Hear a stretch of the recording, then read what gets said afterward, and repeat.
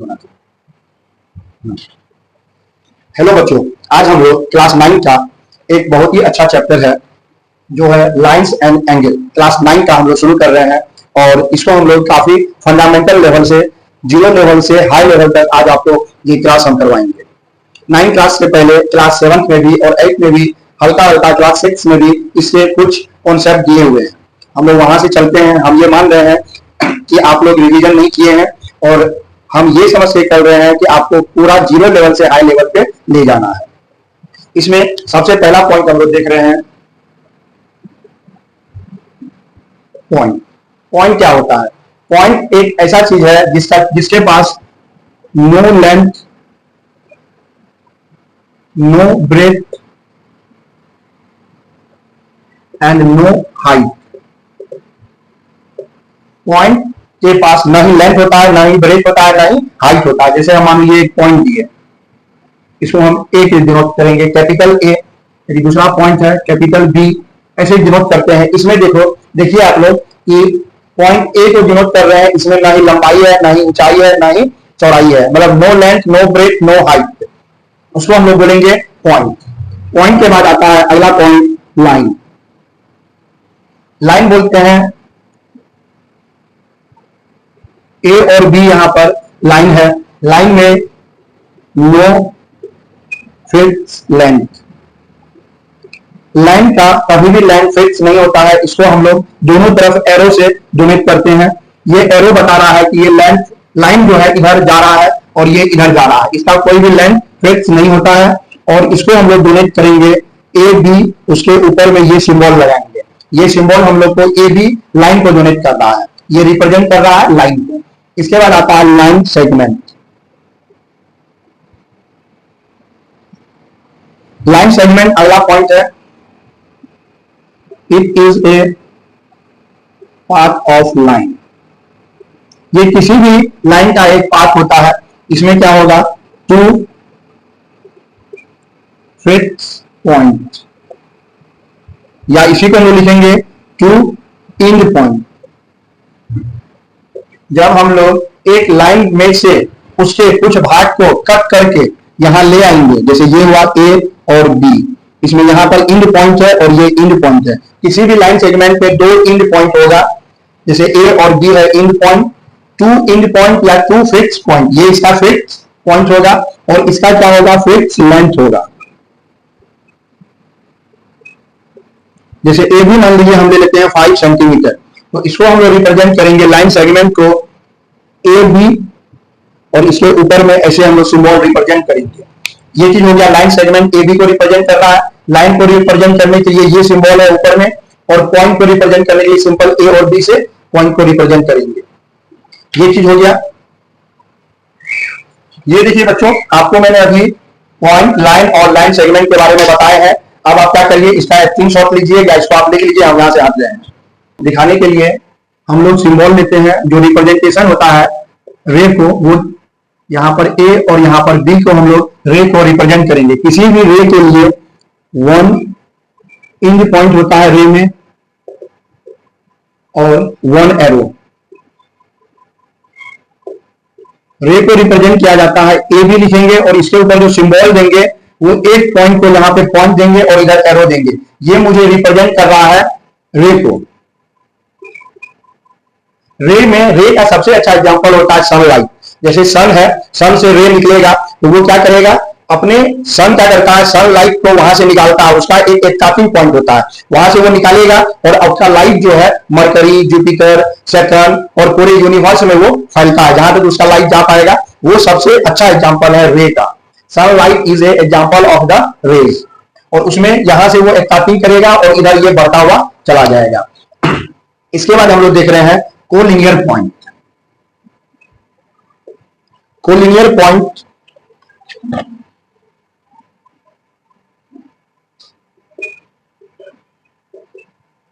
Collinear point को देखने के लिए आपको ये बता रहे हैं, इसमें नाम में ही लिखा हुआ है कोलिनियर।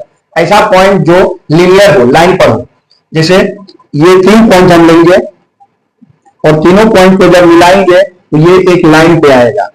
जैसे पॉइंट है ए बी और सी, ये तीन पॉइंट आपस में एक लाइन पे आ रहा है, तो ए बी सी कहलाएगा collinear point. A B C are co linear points if all are lie on a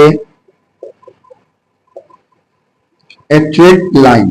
किसी भी लाइन पर कोई भी तीन पॉइंट आएगा उसको बोलेंगे कोलिनियर पॉइंट। इसमें थोड़ा कॉन्सेप्ट आप लोग देखिए यहां पर जो हम अभी बता रहे हैं।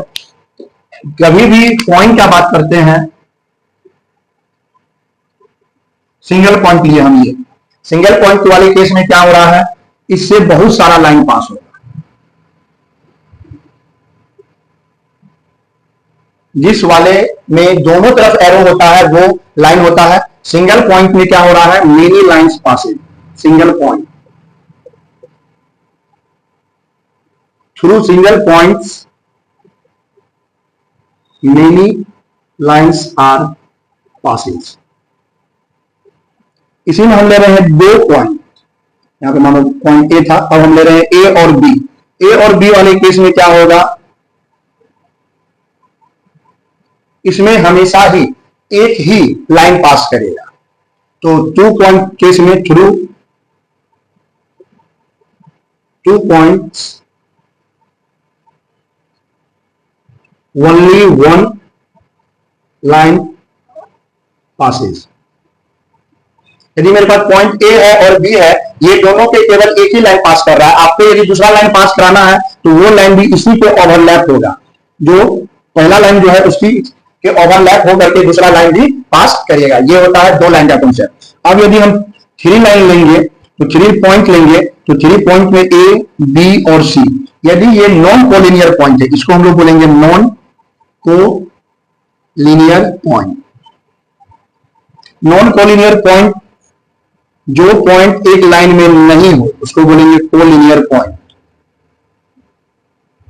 ये हो गया कोलिनियर पॉइंट। इसी में देखिए ये हो गया नॉन कोलिनियर पॉइंट। जब भी कोई पॉइंट तीन पॉइंट एक लाइन में नहीं रहेगा तो उसमें नन लग जाता है, नॉन कोलिनियर पॉइंट। जब यही तीन पॉइंट एक लाइन में रहेगा तो उसको बोलेंगे collinear point. A B C are collinear point if all are lie on a straight line.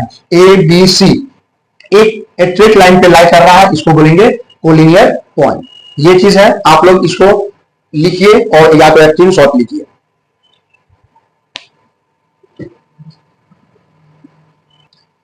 Hello बच्चों, अब देखिए आप लोग इसको लिख लिए होंगे। यहां पर हम लोग बात किए हैं point, line, line segment, rays और कोलिनियर नॉन कोलिनियर का। अब हम आपको बता रहे हैं एंगल के बारे में। एंगल फॉर्मेशन करने के लिए हम लोग क्या करेंगे, दो रे को आपस में लेंगे, दो रे का एंड पॉइंट को आपस में मिलाएंगे तो एंगल बनेगा। देखिए एक ये मेरे पास रेज है और दूसरा रेज इसी से हम लोग निकालेंगे, यहां निकलेगा। ये यदि ओ कॉमन पॉइंट है, ये ए है और ये बी है। जब भी दो रे आपस में आकर मिले ऐसे, तो उसको हम लोग क्या बोलेंगे, एंगल का फॉर्मेशन करता है, उसको एंगल बोलेंगे। इस वाले केस में ओ बी को क्या बोलेंगे, आर्म्स बोलेंगे। आर्म्स ऑफ एंगल, एंगल को ऐसे रिप्रेजेंट करेंगे ए ओ बी। ओ ए को दूसरा आर्म्स बोलेंगे, आर्म्स ऑफ, सिंगल है तो आर्म लिखेंगे, of angle A O B. यहां पर काफी इंपॉर्टेंट बात देने के लिए यह है कि आप ये जो सिंबल होता है ये होता है एंगल का, और ये जो सिंबल होता है ये होता है ग्रेटर ग्रेटर देन या लेस देन का। ये चीज हमेशा ध्यान में रखेंगे। एंगल में बहुत बच्चे ऐसे लिखते हैं और बहुत टीचर भी ऐसे लिखते हैं। ये बात को ध्यान में रखना है, ये एंगल के लिए यूज नहीं करेंगे, ये एंगल के लिए यूज करेंगे। इसमें देखिए एंगल ए ओ बी, या हम लोग इसको लिखेंगे एंगल बी ओ ए। जहां पर ये जो मिलेगा उसको हम लोग एंगल बोलेंगे। यहां पर देखिए एंगल लिखने का तरीका है एंगल ए ओ बी या एंगल बी ओ ए।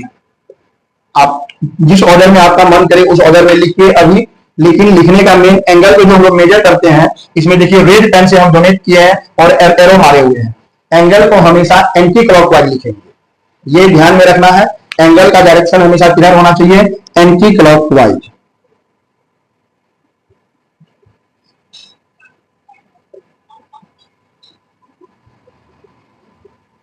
ये होता है। इसमें इसलिए हम लोग एंटी क्लॉकवाइज लेते हैं क्योंकि एंगल मानिए मेरा ये रे है ओ बी मेरा रे है, इसको हम यहां से ऐसे उठाएंगे ओ ए पे पहुंचेंगे, तो यहां से ऐसे उठाए यहां पहुंचे, तो ये कॉन्सेप्ट को ध्यान में रखिएगा।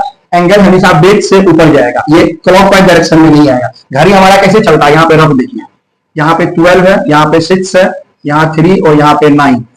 घड़ी हमारा चलता है इस डायरेक्शन में, ये हुआ क्लॉकवाइज डायरेक्शन। लेकिन एंगल चलेगा एंटी क्लॉकवाइज, इससे रिवर्स ऑर्डर में, इसको बोलते हैं एंटी क्लॉकवाइज डायरेक्शन। इसमें हम लोग हमेशा मेजर करेंगे। यहाँ पे फॉर्मेशन ऑफ एंगल के लिए हमको क्या रिक्वायरमेंट है, मिनिमम 2 रेज, मिनिमम 2 रेज चाहिए, ये रिक्वायरमेंट है, और दोनों का end point at a point पे होना चाहिए। जैसे रे ओ ए और ओ बी है, उसका इन पॉइंट एक ही पॉइंट पर है, तो इसको बोलेंगे हम लोग एंगल। ये रिक्वायरमेंट इसका हो गया एंगल के फॉर्मेशन का। ठीक है, अब जब एंगल पढ़ लिए हैं तो इसमें हम लोग देखेंगे अब टाइप ऑफ एंगल, ये समझने के लिए ओनली था। अब इसमें हम लोग आ रहे हैं टाइप ऑफ एंगल।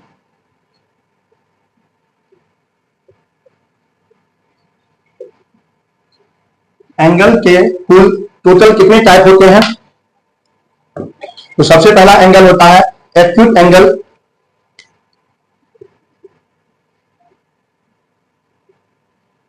ये आप लोग बचपन से ही पढ़ रहे हैं, थोड़ा थोड़ा हम रिवीजन करवा रहे हैं। Acute angle, right angle, obtuse angle, acute angle,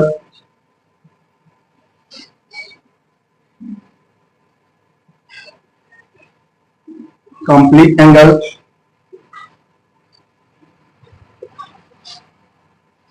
reflex angle. Main ये 6 टाइप का एंगल होता है, ये आप लोग काफी पहले से पढ़ रहे हैं। Type of angle, acute angle में देखिए, एंगल जो होता है, और हम एंगल ए रिप्रेजेंट कर रहे हैं, वो या तो 90 और 0 के बीच में होना चाहिए। जो एंगल 90 और 0 के बीच में होगा उसको एक्यूट एंगल बोलेंगे। आप क्लास 9th में आ गए हैं, इसलिए हम ये सिंबल रिप्रेजेंट कर रहे हैं। इसका डायग्राम देखिए, कुछ ऐसा होता है। और इसको ए लिखिए क्योंकि हम यहाँ पे ए लिए हैं, ए बी और सी, ये हो गया एक्यूट एंगल। ये एंगल 0 और 90 के बीच में लाई करेगा, उसको बोलेंगे एक्यूट एंगल। राइट एंगल में एंगल ए जो है वो 90 डिग्री होगा, ए बी सी, ये हो गया राइट एंगल जो 90 डिग्री का होगा। ऑब्ट्यूज एंगल में एंगल ए जो होगा वो 180 से छोटा होगा और 90 से बड़ा होगा। ठीक है, 90 से बड़ा और 180 से छोटा, ये कंडीशन है इसमें ऑब्ट्यूज का। इसके लिए जो डायग्राम बनेगा वो ऐसा बनेगा, ये ऑब्ट्यूज एंगल हुआ। एक्यूट एंगल सीधा बनेगा और इसको एक्यूट एंगल बोलेंगे। इसमें एंगल ए जो है 180 डिग्री के बराबर होगा। जैसे राइट एंगल में एंगल ए 90 होना चाहिए, उसी प्रकार एक्यूट एंगल में क्या होगा, एंगल ए 180 डिग्री होगा। ठीक है बच्चों, अब हम लोग आते हैं कंप्लीट एंगल। कंप्लीट एंगल उसे बोलेंगे जो पूरी तरह से कंप्लीट हो जाए। जैसे इस पॉइंट के चारों तरफ जो एंगल बन रहा है वो 360 डिग्री का बन रहा है, इसी को बोलेंगे कंप्लीट एंगल। क्लास 6-7 में भी आप लोग ये पढ़े हुए हैं, तो इसको हम अच्छे से डायग्राम से थोड़ा थोड़ा बता रहे हैं। अब आता है रिफ्लेक्स एंगल। ए बी और सी, ये देखिए एंगल जो यहां से जो बनेगा यहां पर, ये होगा रिफ्लेक्स एंगल। रिफ्लेक्स एंगल के लिए जो मेरे पास कंडीशन है वो ये एरो रिप्रेजेंट कर रहा है। जो एंगल हम बनाएंगे उससे बाहर वाला एंगल जो है बनेगा, इसको लिखेंगे हम लोग REF एंगल BAC। ये मेरा कहलाया लिखने का तरीका होता है रिफ्लेक्स एंगल को। BA, देखिए यहाँ पे एरो हम C से शुरू किए हैं ना, इसलिए यहाँ पे पहले हम C लिखेंगे, ये ध्यान में रखना है। C से शुरू किए हैं, CAB, स्टार्टिंग पॉइंट C है हमारा और एंडिंग पॉइंट B वाले रेट पे हम जाके मिले हैं और बीच में ये A आ रहा है। तो ये तरीका होता है इसको लिखने का, रिफ्लेक्स एंगल को। ये फंडामेंटल एंगल है जो आप लोग पहले भी पढ़े हुए हैं, प्रीवियस क्लासेस में भी पढ़े हुए हैं, 7th में 8th में, और ये हम आपको अभी रिवीजन कराए हैं। यहाँ पर एंगल हुआ, एंटी क्लॉकवाइज में मेजर करेंगे, ये हमेशा ही ध्यान में रखना है, ठीक है। यदि इसमें क्लॉकवाइज में आएगा तो वो एंगल माइनस में आ जाएगा, ये बात ध्यान में रखना। ये हमेशा प्लस में जाएगा और एंटी क्लॉकवाइज में माइनस में और एंटी क्लॉकवाइज में प्लस में, इसमें ध्यान में रखना है। इसलिए हम यहाँ पे रेड पेन के आपको हाईलाइट करके बता दिए हैं, इसको मार्क कर लीजिए और आप लोग इसको लिखिए। आइए अब अगला कॉन्सेप्ट है pair of angles. Pair of angles, pair बनना चाहिए एंगल्स का, उसके हम लोग देख रहे हैं। बच्चों वाला चीज अभी चल रहा है जो आप लोगों को रिवीजन हो रहा है। इसमें पहला पॉइंट है complementary angle.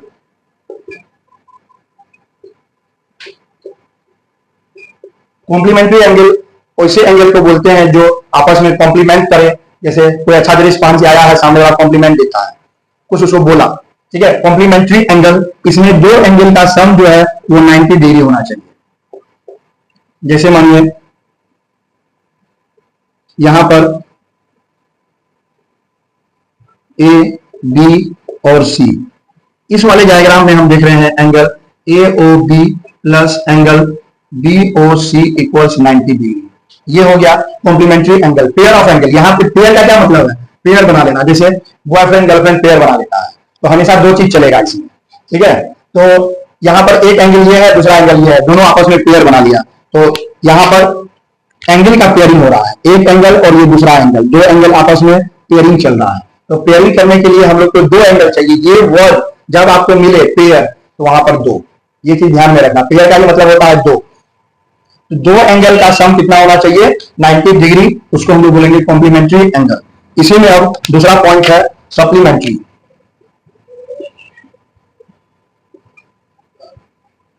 Supplementary angle, supplementary angle में क्या होता है, इसमें भी पेयर बनेगा, लेकिन इसमें पेयर बनेगा तो बन करके हो जाएगा 180 डिग्री। यदि हम इसको लिख रहे हैं ए बी सी और 0, तो इसमें देखिए लिखेंगे angle A O B plus angle B O C equals 180 degree.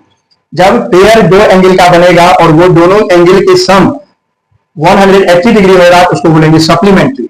Supplementary angle बोला जाता है दोनों एंगल के सम को। ये आपको नाम ध्यान में रखना है और इस टाइप के डायग्राम को ध्यान में रखना है।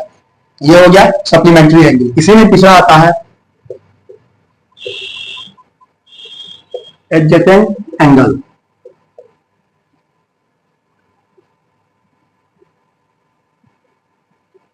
यहां पर एडजेसेंट एंगल में काफी अच्छा कॉन्सेप्ट है। जैसे आप अपने क्लासरूम में बैठे हो और आपके बगल में आपका फ्रेंड बैठा हुआ है, तो दोनों एक दूसरे के बगल में क्या बोलते हैं, मेरे एडजेसेंट में मेरा फ्रेंड बैठा हुआ है। तो वही कंडीशन यहाँ पे आएगा। इसके बगल में ये एंगल है तो ये एडजेसेंट एंगल होगा। जैसे यहाँ पर एंगल है और ये एंगल है, तो यहाँ लिखेंगे angle A O B and angle B O C are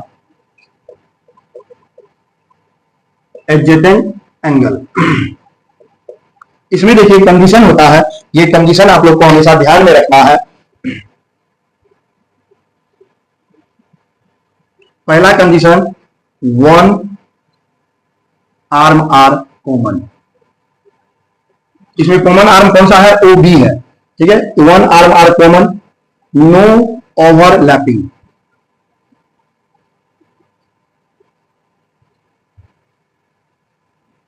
no overlapping of both angles. दोनों एंगल आपस में ओवरलैप नहीं करना चाहिए, ये कंडीशन होना चाहिए। पहले तो कॉमन आर्म होना चाहिए, जो हमारा यहां पर है ओ बी आर्म कॉमन है। उसके बाद no overlapping of both angle, दोनों एंगल एक दूसरे पे ओवरलैप नहीं करना चाहिए, ये इसका कंडीशन होता है, ठीक है। और इसमें क्या होता है कि दो जो है नॉन कॉमन आर्म होना चाहिए, टू नॉन कॉमन आर्म। जैसे यहां पर है ओ ए एंड ओ सी, यहां पे ये दो आर्म नॉन कॉमन आर्म है जो आपस में कॉमन नहीं है। ये तीन कंडीशन आप लोग ध्यान में रखिए। जैसे मैं एक एग्जांपल बता रहा हूं, जैसे ये मेरा हाथ देखिए, ये अभी एंगल जो बन रहा है, ये क्या बन रहा है, एंगल बन रहा है। इस पे यदि हम ओवरलैप कर देंगे इसे, मानिए ये एक मेरा एंगल है, ये हैंड मेरा एक एंगल बना, ठीक है। ये दोनों फिंगर के बीच में जो एंगल बन रहा है, ये एक एंगल है, दूसरा ये एंगल है। ये यदि ऐसे रहेगा, ठीक है, ये एक्चुअली ऐसे रहेगा, तो ये हो जाएगा एडजेसेंट एंगल। एक एंगल ये बना और दूसरा एंगल ये बना, ये कॉमन है बीच में, ये मेरा फिंगर, इसको कॉमन ले लीजिए, ये हो गया ऐसे। यदि ये ओवरलैप हो जाएगा, ऐसे हो जाएगा, तो एडजेसेंट एंगल नहीं कहलाएगा। इसको हम लोग डायग्राम में देख रहे हैं, यहां पर फिगर में देखिए, यदि हम एक लिए ऐसे ओ ए और दूसरा ओ बी, यदि हम इसको ले लेंगे ऐसे ओ सी और ओ डी, तो देखिए इसमें जो है angle A O B and angle C O D, इसको हम लोग एडजेसेंट नहीं बोलेंगे। एडजेसेंट एंगल ये नहीं होगा, क्यों? क्योंकि इसमें एक कॉमन आर्म होना चाहिए जो नहीं है। ओ बी यदि कॉमन होगा तब बोलेंगे। ए ओ बी और ओ सी ओ डी को क्या बोलेंगे? ओवरलैपिंग एंगल है, पहला पॉइंट। दूसरा पॉइंट, कॉमन आर्म नहीं है, ना ही ओ बी कॉमन है, ना ही ओ सी कॉमन है, तो इसीलिए ये एडजेसेंट एंगल नहीं कहलाएगा। ठीक है, तो ये कॉन्सेप्ट को ध्यान में रखिएगा। एडजेसेंट एंगल होने के लिए तीन जो पॉइंट है, वो तीन पॉइंट को आप लोग को ध्यान में रखना है। पेयर ऑफ एंगल्स में ये तीन पेयर ही काफी इंपॉर्टेंट है। Complementary angle, supplementary angle, adjacent angle. Pair मतलब दो, बॉयफ्रेंड गर्लफ्रेंड, बस ध्यान में रखिए। कपल होना चाहिए, दो आना चाहिए पेयर में। ठीक है बच्चों, आप इसको लिखो या स्क्रीनशॉट लो।